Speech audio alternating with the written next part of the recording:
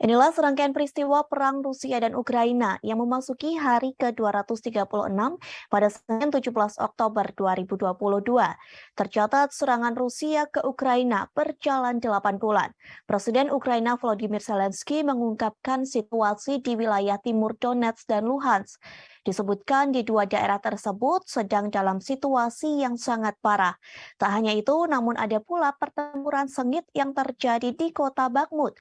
Kemudian pejabat pro-Kremlin menyalahkan Ukraina pada Minggu 16 Oktober 2022. Mereka menyalahkan Ukraina lantaran serangan roket yang menghantam kantor wali kota di Donetsk. Seperti yang diketahui, Donetsk merupakan kota yang dikendalikan oleh separatis. Sementara pejabat Ukraina menyebut serangan roket Rusia menembus sebuah kota di dekat pembangkit listrik tenaga nuklir atau PLTN Zaporizhzhia. Kemudian menurut militer Ukraina, lebih dari 30 pemukiman di seluruh negara terkena serangan Rusia. Tak hanya itu, namun ada dua sekolah di wilayah selatan Zaporizhzhia yang juga hancur dalam serangan yang menargetkan wilayah sipil. Lebih lanjut, militer Ukraina mengatakan perkiraan jumlah orang Rusia yang tewas sejak dimulainya invasi. Tercatat ada 65.000 orang Rusia yang tewas, bahkan pada Minggu 16 Oktober 2022. Jumlah korban yang tewas meningkat 300 jiwa selama 24 jam terakhir. Lalu kantor Jaksa Agung Ukraina melaporkan 423 anak telah dibunuh sejak awal invasi. Kantor Jaksa Agung Ukraina juga mencatat lebih dari 810 anak-anak terluka dalam konflik tersebut.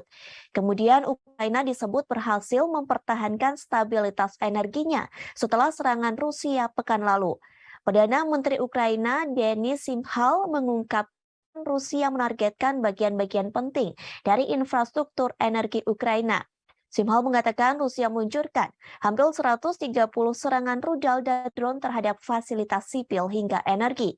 Kementerian Pertahanan Inggris melaporkan Rusia tidak mampu memproduksi amunisi canggih.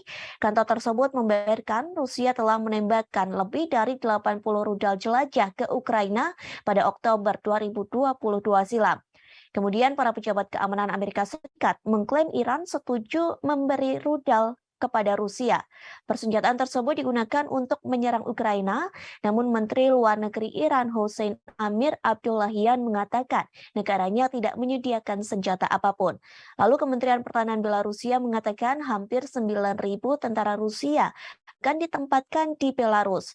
Presiden Belarusia Alexander Lukashenko mengatakan pasukannya akan dikerahkan dengan pasukan Rusia di dekat perbatasan Ukraina. Pengerahan tersebut merupakan bagian dari pengelompokan bersama. Peristiwa terakhir yang terjadi adalah tentara Rusia menembak mati konduktor Ukraina, yakni Yuri Kerpatenko. Ia dibunuh di rumahnya setelah menolak untuk ambil bagian dalam konser di Kherson. Terima kasih sudah nonton. Jangan lupa like, subscribe, dan share ya.